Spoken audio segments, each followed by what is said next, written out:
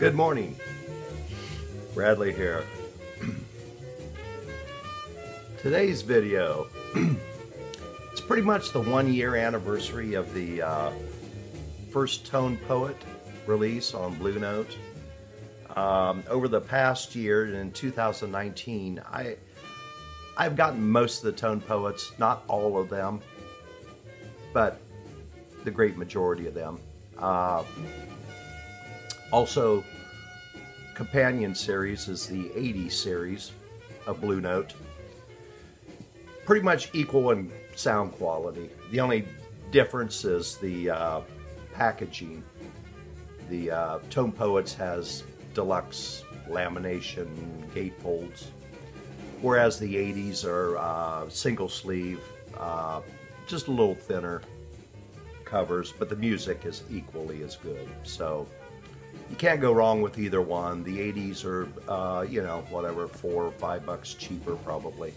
So you're paying for the packaging on the Tone Poets, but it's well worth it. So this is my my own personal list of my top 5 Tone Poet releases from 2019. So let's get started.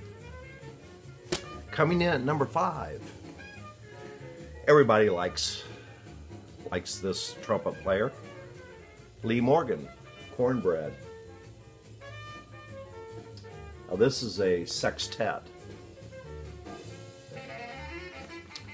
So you've got Lee Morgan, of course, on trumpet, Jackie McLean, alto sax, Hank Mobley, tenor, Herbie Hancock, piano, Larry Ridley, bass, and Billy Higgins on drums.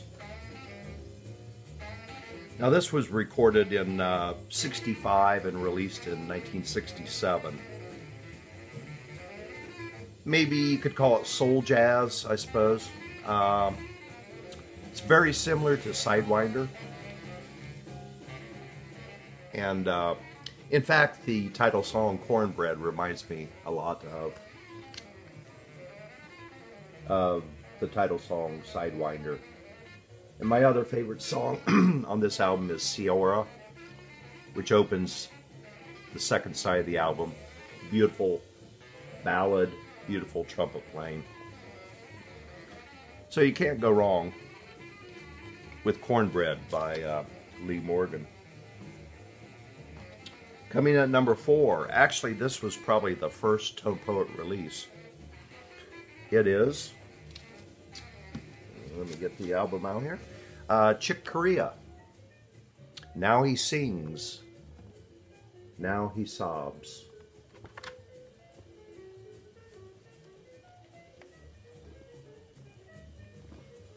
Now this was recorded in 1968, released in '68. It is a piano trio. You got Chick Corea on acoustic piano, the fabulous Roy Haynes on drums, sounds magnificent, and on bass, Miroslav Vitous, killer. Like I said, this was the first Tone Poet release, and when I got this, I was hooked. I was hooked big time. The sound quality amazed me. Piano sounds so crisp and clear, drums, everything. Which I will show you the label, because it was originally on Solid State Records, which was acquired by Liberty and Blue Note in mergers and all that. Very nice label. So that was number 4 on my list. Highly recommended. Okay, coming at number 3 on the list is a big band album. Now this is a Tone Poet, but it is not a gatefold. If they didn't have enough photos of the sessions and all that, the Tone Poet series would instead just have a single sleeve. Now this is single, heavy stock, and lamination, very beautiful. This is a big band, Gil Evans, featuring Cannonball Adderley. Now, the name of this album is New Bottle, Old Wine. Jazz standards performed by a big band, which includes, I know Art Blakey's on there, I think Philly Joe Jones on one song, and a lot of top jazz musicians. Now this one, I have a couple other Gil Evans, and to be frank, I'm not that impressed with some of his albums. This one I absolutely love. It sounds beautiful, fairly mellow. Cannonball Adderley, in my opinion, never sounded better. This was 1958, so this was around the time of Kinda Blue and Something Else. And I really liked that era of Cannonball's playing. Got into a little more soul jazz later, which was fine. This is another label, World Pacific Records, which it is under the Blue Note umbrella. Another one of them acquisitions by probably Liberty or whatever, and they so it's under the Blue Note catalog. But if you ever want to get into big band, man, go with that. You would not be disappointed at all. Okay, number 4.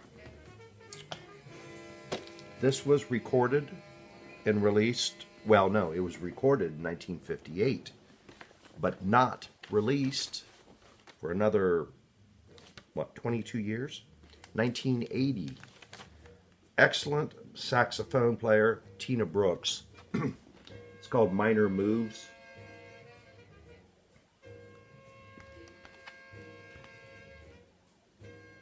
This is a 5-piece quintet.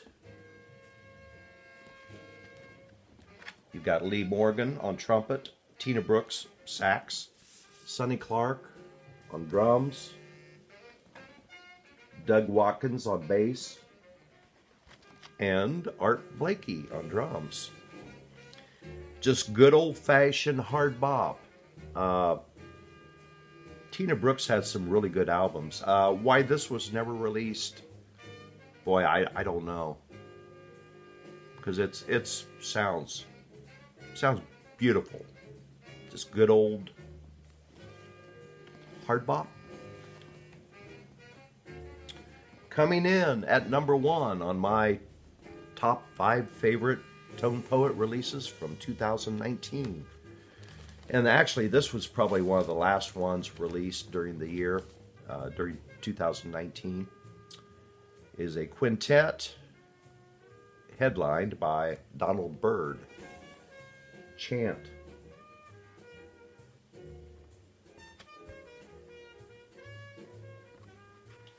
So you have Donald Byrd on trumpet, Pepper Adams on baritone sax, Herbie Hancock on piano, Doug Watkins on bass, and Teddy Robinson on drums.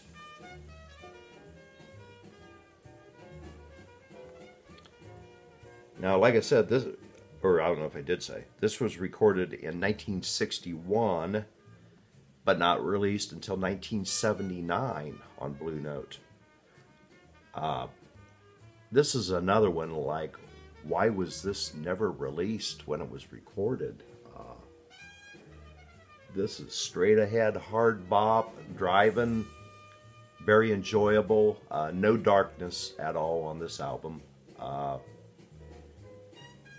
Donald Byrd, he's one of my favorite trumpet players. I like Freddie Hubbard.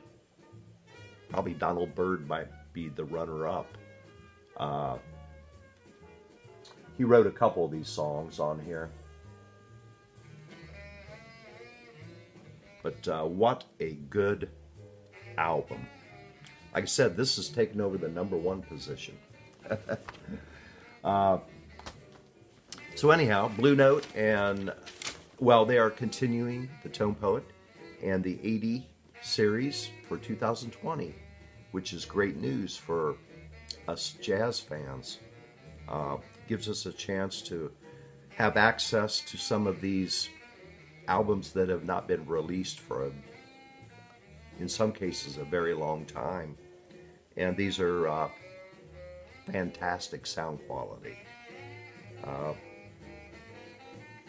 So if you're interested and haven't tried one of these Tone Poets or 80th anniversary, I would at least try one of them. And if you're into jazz, you will really like them, because they're really beautiful package, and the sound quality is fantastic. So I think that's all I have to say today. It is a sunny but cold, icy, and snowy. So I'm not going to go too far today. I will venture outside, but that's about it. So anyhow, I want to thank everybody for watching, and keep your eyes open for 2020.